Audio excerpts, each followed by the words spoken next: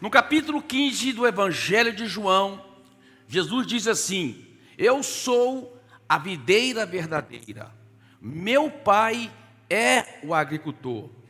Todo ramo que estando em mim não der fruto, ele corta, olha lá, limpa, todo ramo que estando em mim não der fruto, ele corta, e todo que dá fruto, limpa, para que produza mais fruto ainda.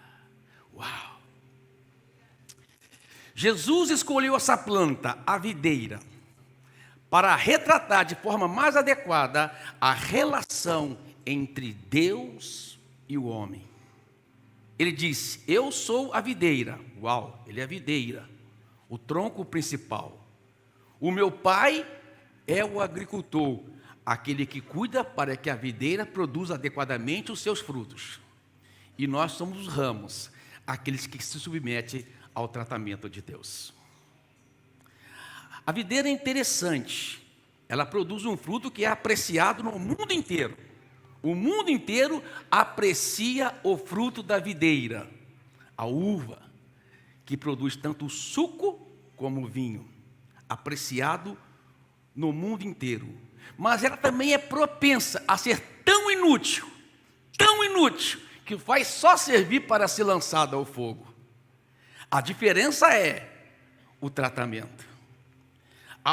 A diferença é se ela se submete ao tratamento ou não se submete ao tratamento. Se ela permitir ser limpa, se ela permitir ser podada, ela vai produzir mais fruto ainda. Quem quer ter uma vida frutífera aqui? Deixa eu ver. Glória a Deus. Quem quer ter frutos permanentes?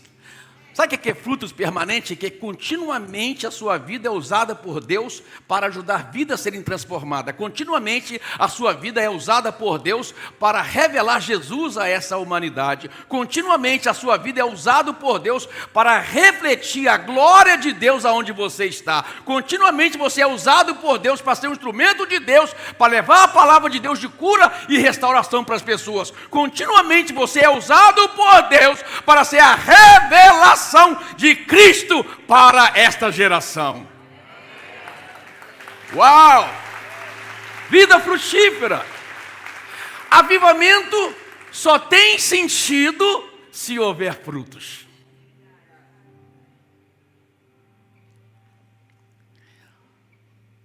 A videira passa por certos processos. Ela tem alguns estágios na vida dela.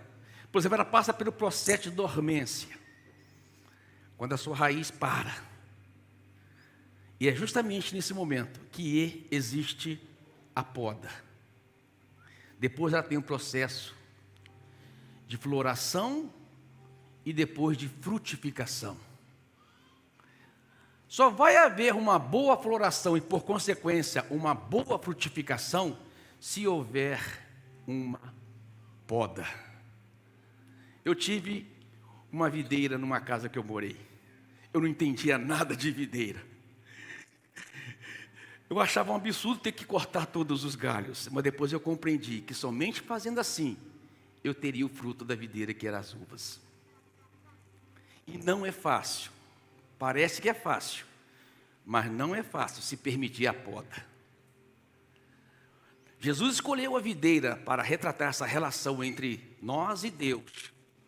Por quê? Porque nós só vamos ter uma boa vida frutífera, queridos, se você permitir a poda. E poda na videira é tempo de aflição. É tempo de aflição. E as aflições que nós passamos durante o decorrer das nossas vidas vai apontar para uma vida de relacionamento com Deus verdadeiramente frutífero. Ao entender o processo de Deus, ao permitir o processo de Deus, a vida frutífera permanente é evidenciada. E uma das aflições que nós passamos é conhecer, por exemplo, a nossa fraqueza. Você é fraco. Você é fraco. Ao reconhecer as nossas fraquezas, nós vencemos um perigo na nossa vida que pode destruir a nossa frutificação, que é o orgulho. Somente o reconhecimento das nossas fraquezas nos leva a uma vida de vitória sobre orgulho. O apóstolo Paulo, escrevendo aos Coríntios, na sua segunda carta, no capítulo 12, no versículo 7, ele fala assim: por causa das revelações, ali, para impedir que me exaltasse por causa das grandezas dessas revelações. O que Paulo está dizendo? Por causa das revelações grandes que Deus ia se manifestar através da minha vida, foi-me colocado um espinho na carne. E por 3 vezes, diz Paulo, eu orei para que o Senhor o retirasse. Falei, Deus, por favor, é um espinho. Amado, quem quer espinho na vida aqui? Deixa eu ver. Só uma mão levantou. Ninguém quer espinho. Você já ficou com a pedra no sapato? É um incômodo. É um incômodo, é algo que traz dor. Mas Paulo diz, 3 vezes eu orei, Deus tira. Mas Deus respondeu para mim, não. Eu coloquei esse espinho na sua carne para que você entenda que a minha graça te basta, porque o meu poder se aperfeiçoa nas fraquezas. Amado, entender a sua fraqueza vai te levar uma vitória sobre o orgulho que pode impedir você de ter uma vida frutífera. A Bíblia conta a história do rei Saul, um grande rei, o primeiro rei de Israel. Era um homem que começou sua trajetória bem humilde. Quando você lê a história de Saul, Saul começou bem humilde a vida dele. Ele nem queria ser rei. Samuel teve que convencê-lo a ser rei. Ele estava apenas procurando as mulas do seu pai que tinha se perdido. E à procura das mulas do seu pai, ele encontra Samuel, e Samuel diz para ele que ele seria rei. Ele disse, eu ser rei? E amado, só que, sabe por que Deus quer trabalhar na sua fraqueza? Porque Deus quer te levar num lugar tão grande, Deus quer te colocar num lugar tão bom, que se aquele lugar crescer na sua vida, vai deixar de ser uma bênção na sua vida para se tornar uma destruição. A quebra do orgulho, entenda isso, queridos. A quebra do orgulho na nossa vida nos faz desfrutar das bênçãos de Deus de forma correta. E elas se tornarão bênção para nós e não maldição.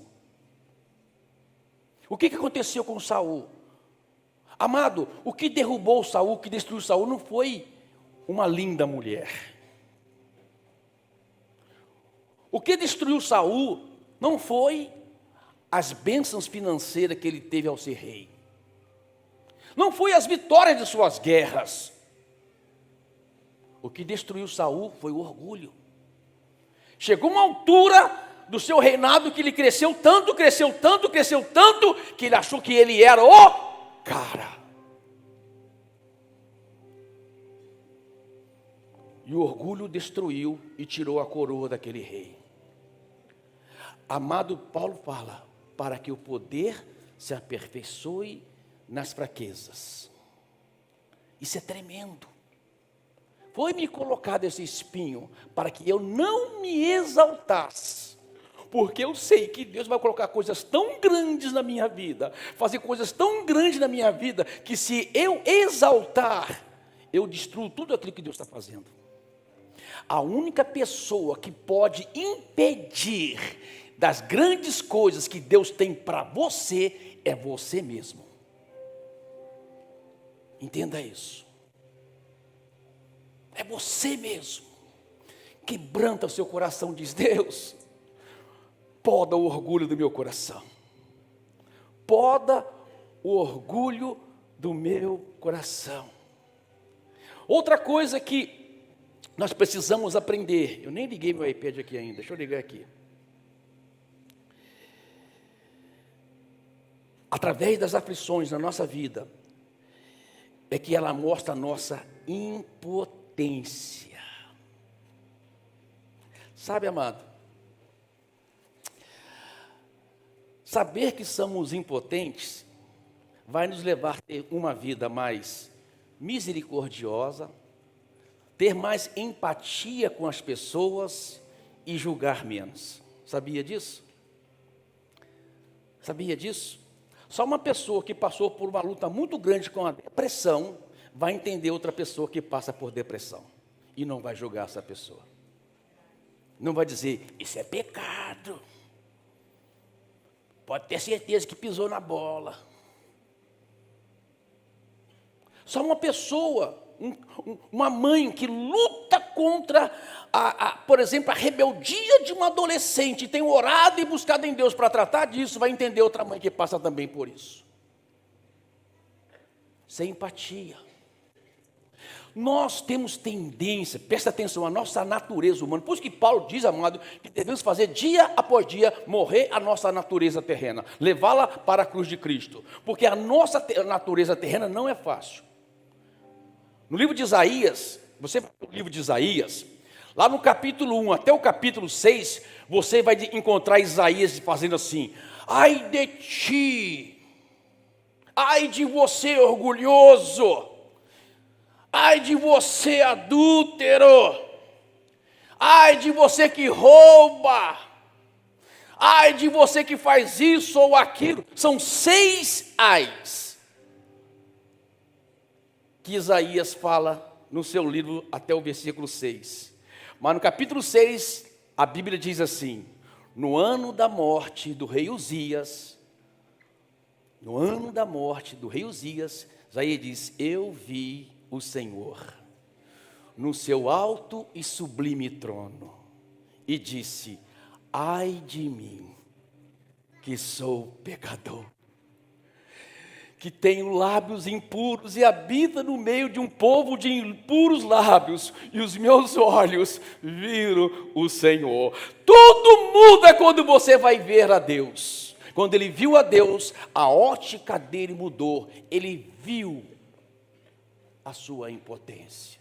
Ele viu quão ele era impotente diante das situações e como ele julgava as pessoas. Sabe, amado, quando nós olhamos para a nossa capacidade de fazer as coisas e reconhecemos que não podemos fazer nada se não for por causa da graça e da misericórdia de Deus, enquanto nós achamos que é nós que fazemos, nós acreditamos em nós nos tornamos pessoas orgulhosas, prepotentes e dizemos, ai de ti. Mas quando nós olhamos para o Senhor e sabemos que dependemos do Senhor, nós dizemos, ai de mim. Ai de mim. Interessante que nesse texto a Bíblia fala, quando Isaías reconhece, por quê? Porque Isaías por que Isaías era tão prepotente? Porque ele tinha um porto seguro que ele confiava, que era Uzias. Um rei que dava toda a segurança para ele, era o porto seguro dele. Quando isso morreu, o chão de Isaías acabou, saiu debaixo dele. Quando isso aconteceu, foi justamente nesse momento que ele viu o Senhor. Amada, às vezes quando o chão sai debaixo de você, quando uma coisa acontece que você percebe a sua impotência diante da situação, que você vai ver o Deus poderoso agindo na sua vida. Ai de mim. Amado, isso é muito importante. Essa aflição nos leva a reconhecer a nossa impotência e confiar. Amém? Naquele que tudo pode. Terceira aflição. Aflição de nossas perdas.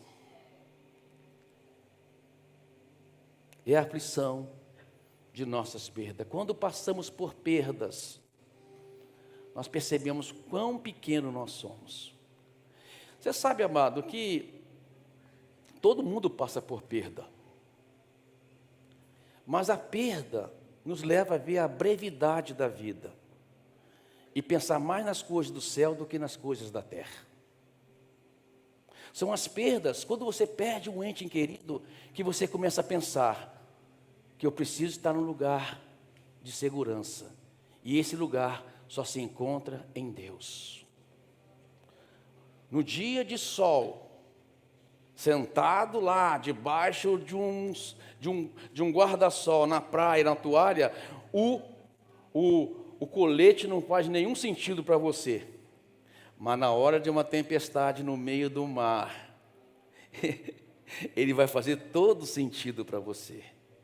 Deus é o nosso refúgio, é a nossa fortaleza, o lugar seguro que precisamos estar. É nele que buscamos a nossa força e é nele que nós confiamos. Amado, na nossa trajetória sobre a terra, nós vamos passar por perdas doloridas, mas essas perdas nos apontará para a eternidade, para uma vida eterna com Deus. Por quê? Porque você vai descobrir que a terra não é o seu lugar, aqui não é o seu lugar, o seu tesouro está nos céus.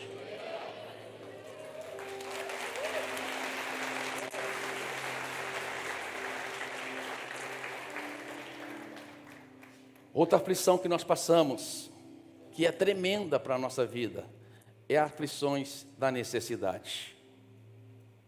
Passar necessidade. Quem já passou necessidade aqui? Deixa eu ver. A Marcela levantou a mão rapidinho. Afinal de contas, eu estou com essa mulher desde 1979, não é brincadeira. Olhando para ela, você não imagina quantos anos ela tem.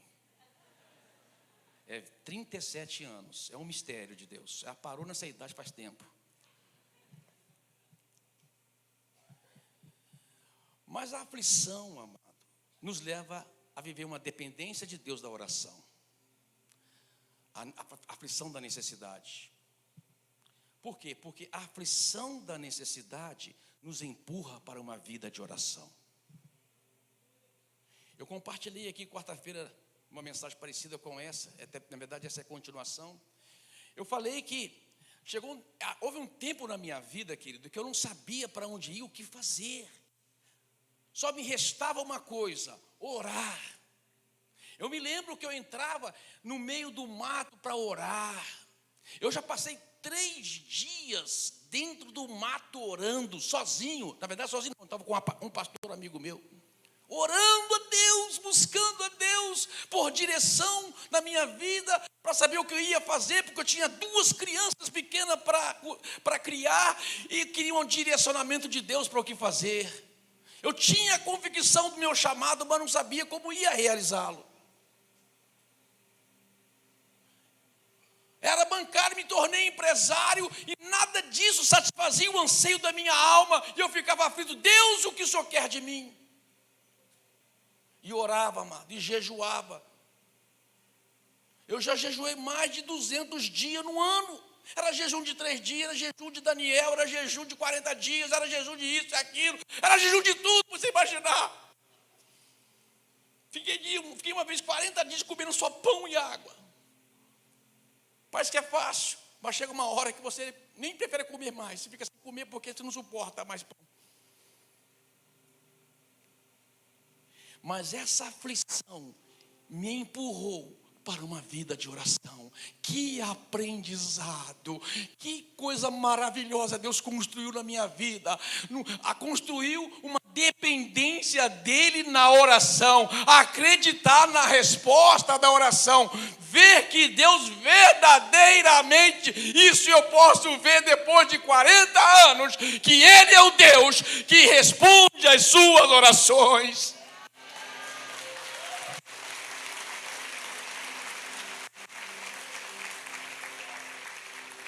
Talvez você está passando por necessidade, dizendo: pastor Paulo, que necessidade que eu estou passando, que dificuldade, que momento difícil na minha vida. Eu tenho tudo, mas parece que eu não tenho nada. Eu tenho uma conta bancária recheada, mas não sei o que fazer da minha vida. Há um anseio na minha alma. Busque a Deus em oração e você não vai ficar sem resposta. Davi, no Salmo 25, ele diz assim: volta-te para mim e tem misericórdia de mim, pois estou só aflito. Só e aflito. O que Davi está passando nesse momento aqui? O texto não é claro, eu até pesquisei algumas fontes, mas não diz o tempo que Davi estava vivendo, mas eu, pelo pouco conhecimento que eu tenho na palavra de Deus, eu desconfio que por causa do texto que eu li inteiro e várias vezes, é o tempo que Davi estava sendo perseguido por Absalão, o seu próprio filho, que fez Davi sair do trono e fugir.